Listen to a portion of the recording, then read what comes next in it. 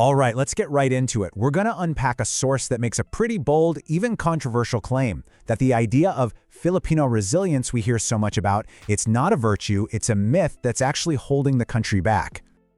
You know the scene, right? It's become grimly familiar to all of us. The source kicks things off by painting this exact picture, this repeating loop of devastation that just plays out over and over again. It's tragic, it's predictable, and it always seems to end with the same story about the unbreakable Filipino spirit. And right there, that's the gut punch. The article drops this central, really provocative question that changes everything.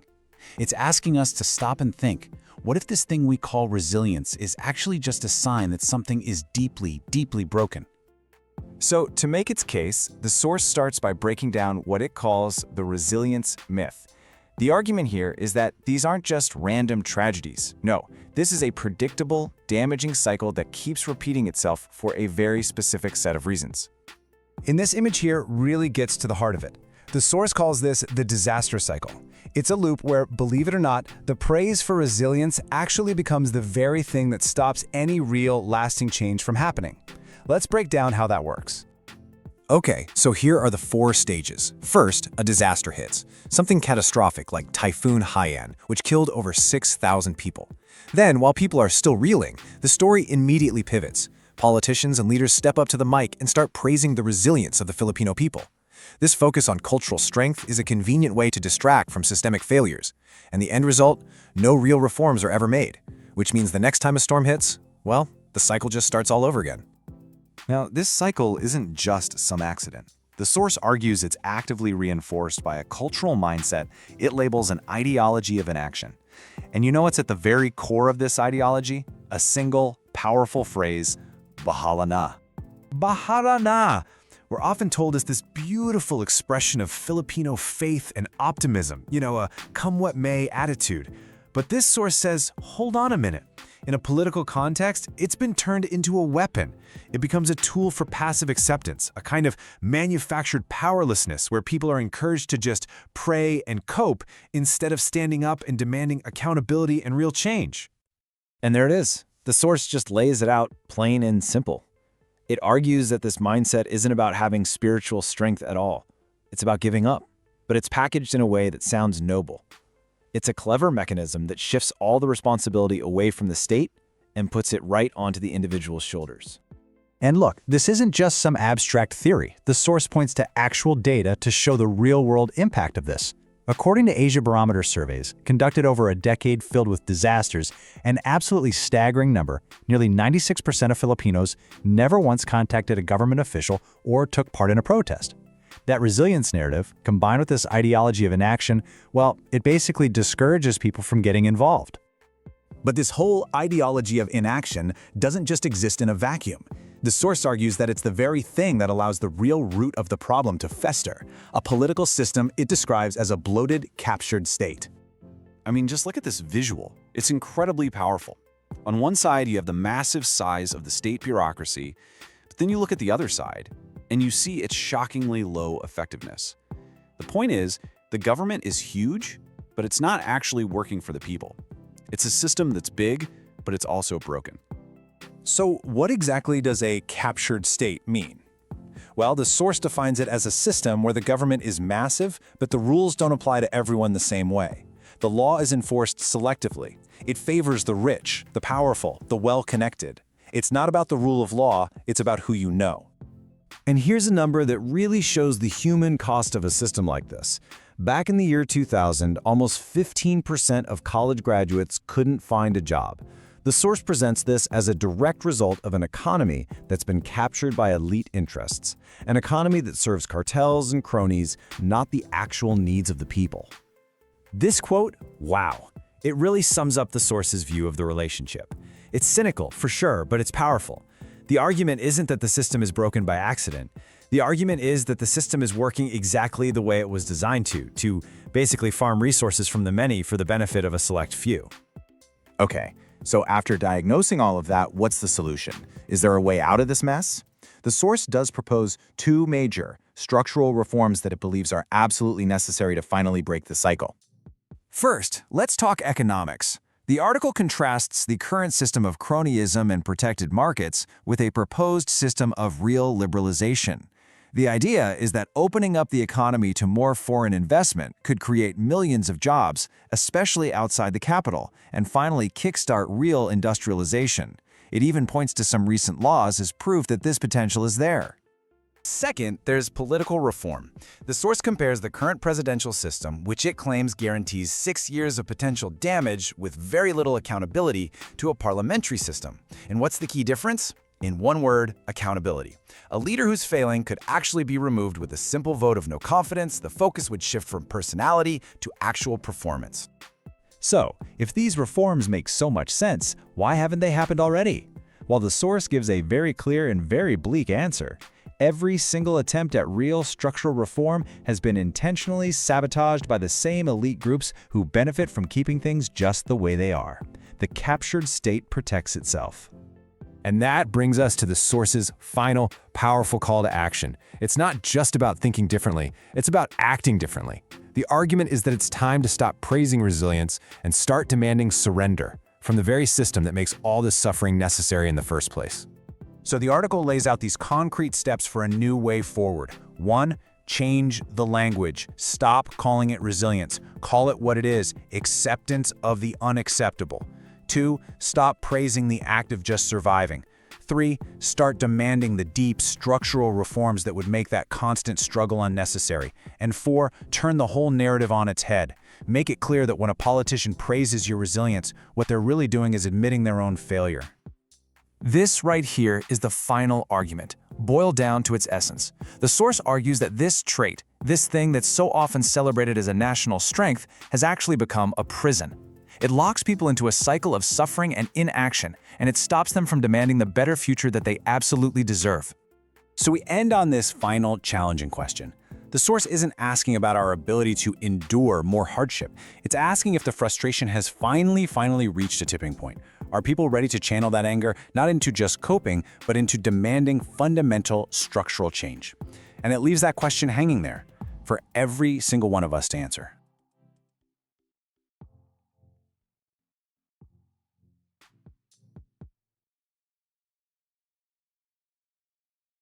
Okay, so I want you to picture a scene. It's a scene that, if you've paid any attention to the news over the last, say, decade, is going to feel frustratingly familiar. Oh, yeah.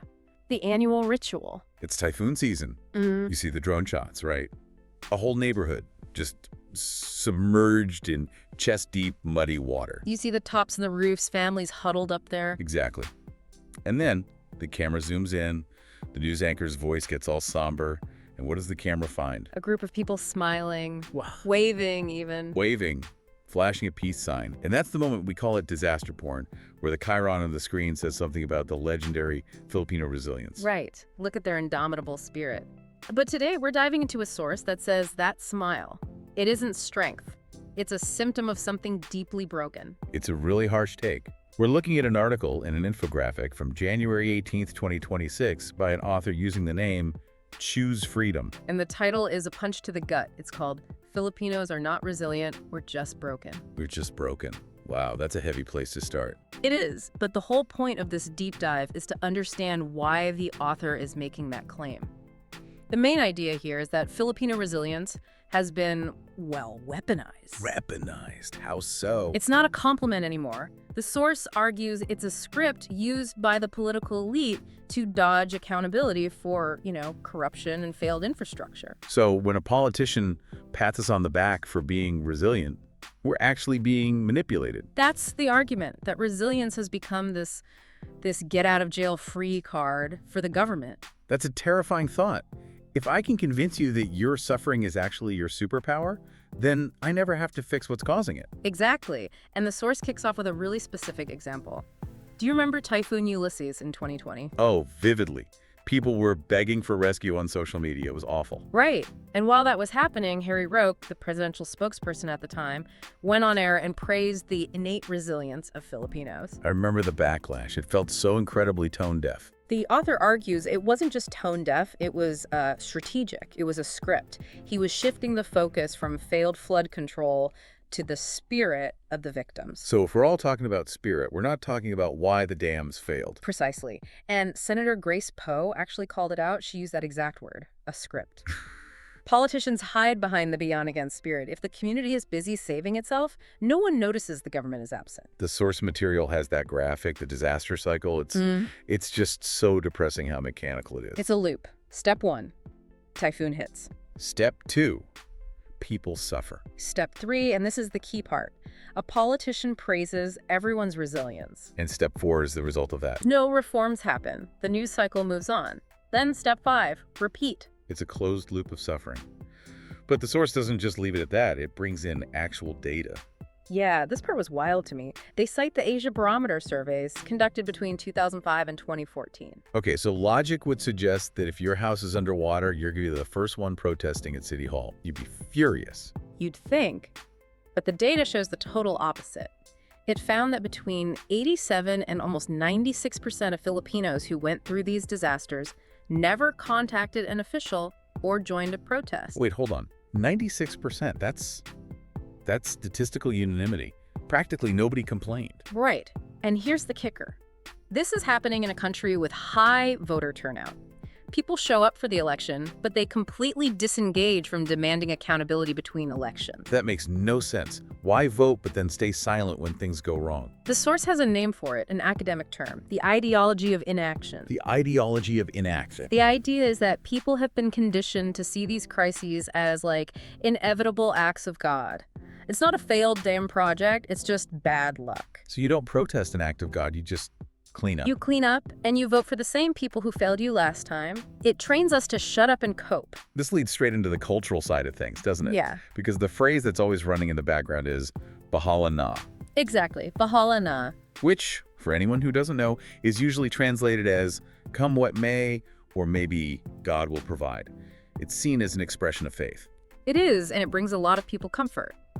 But this author takes a sledgehammer to that idea. They define it not as faith, but as surrender disguised as spirituality. Wow. Surrender disguised as spirituality. That's a massive reframe. It is. The argument is that Bahala na sits on this razor's edge between optimism and just fatalism. The idea that events are predetermined and beyond our right to challenge. The source mentions something called a catastrophic model. That's a psychological tool for trauma recovery. It is, and it's valid for coping, but the source argues it hinders something else, something called missional agency. Missional agency. Okay, break that down for us. It's basically the belief that you're the main character in your own story, that you can actually change your circumstances. The source argues Bahala na strips that away. If you believe it's up to fate, you're much less likely to demand an audit or organize a protest. So our own spirituality gets used against us by the political class. That's the argument. When an elite tells you to pray instead of protest or to move on instead of investigate, the source calls that moral cowardice packaged as cultural wisdom. So moving on, without fixing the problem, just guarantees it happens again. Precisely. And that brings us to the system itself. What kind of government grows in an environment like that? Well, the source calls it the bloat and capture state. Now, I think a lot of people assume the government is just too small or underfunded. But the infographic in the source claims the opposite. It shows this massive bureaucracy. The description is 90% size, but only 15% effectiveness. So we have a huge government that just doesn't work. Oh, it works, just not for the public. Let's talk about the capture part. This refers to state capture. Right. Can you define that for our listeners? Sure. Imagine a football game where one team is paying the referee. It's not just a single bribe. It's when the whole system, the courts, the regulators, is set up to serve private interests, not the public good. The source uses the Marcos era as a historical example of this. It argues the economic collapse in the 80s wasn't just bad luck. It was the result of crony capitalism. And the long-term effects are insane. By the year 2000, there was almost 15% graduate unemployment. 15% of college graduates couldn't find a job. That's a huge waste of potential. It's because the oligarchs who captured the economy don't need innovation. They just need to protect their monopolies from competition. The source makes this really fascinating comparison to South Korea and Taiwan. Yeah. Why did they succeed when the Philippines started at roughly the same place? And this is such a crucial point. The source argues it wasn't better culture. It was fear. Fear. Existential fear. South Korea had North Korea on its border. Taiwan had China. They faced a real immediate threat of being wiped out. So the stakes were national survival. Exactly. And that forced their elites to make real concessions. They had to do land reform, they had to build a real economy, because if they didn't, they'd be overthrown or invaded. It was a survival mechanism for the rich, too. Adapt or die, basically. And now look at the Philippines. We're an archipelago under the U.S. security umbrella. We didn't have that same external threat. So our relative safety from invasion doomed us to internal corruption. That's the theory. Without that external push, the elites didn't have to share. So they didn't. They just captured the state and turned it into a wealth extraction machine. Which brings us right back to the resilience trap. Politicians praise us for surviving the broken system so they never have to actually fix it. It's a parasitic relationship. Okay, so let's look at the board. This all sounds incredibly bleak. Does the source offer a way out, or is this just a doom scroll? Thankfully, it does. The author proposes very specific reforms in two main areas: economics and politics. And the economic one might be a bit controversial. Let's hear it. The source argues for liberalization. Opening up the economy to foreign competition. A lot of people would say that's unpatriotic. I know, but the argument is that economic nationalism is really just a shield for local cartels. If you ban foreign competition, the local telco or power company has no reason to improve service or lower prices. You're a captive market. Do they have any proof this works? They point to recent laws, Republic Acts 111647 and 111659. Those are the ones that eased foreign ownership rules. Correct. And the source claims they directly led to more foreign direct investment and more jobs. The logic is, if you want good jobs, you need capital, and you have to let the world in to compete with the local monopolies. Okay, so that's the economic fix. What about the political system? Because if it's captured, how do you fix it? The source says federalism. Yes, but it's specific. Parliamentary federalism. People get nervous when they hear that. They worry it just empowers local warlords. And that's a valid fear. But the author argues the current system, unitary and presidential, is what's truly broken. We vote for a personality, a savior, and then we're stuck with them for 6 years. The text calls it 6 years of damage guaranteed. So how does a parliament fix that? It changes the whole mechanic of accountability. The source highlights the vote of no confidence. Right, which they have in the UK and Canada. Think about it. If a CEO bankrupts a company, the board fires them tomorrow. In our system, it takes years of messy impeachment. In a parliamentary system, if a leader completely botches a disaster response, the parliament can remove them that same week. The feedback loop is almost instant. Exactly. And the source also proposes 11 regional states, which they say is vital for a place like the Bangsamoro region to finally get real autonomy. So why hasn't this happened? We've been talking about constitutional change for decades. The source says it's a two-part problem. First, the elite sabotage it every time. They turn any reform effort into a way to extend their own term limits. They poison the well. And the second barrier. Us, the voter. Ouch.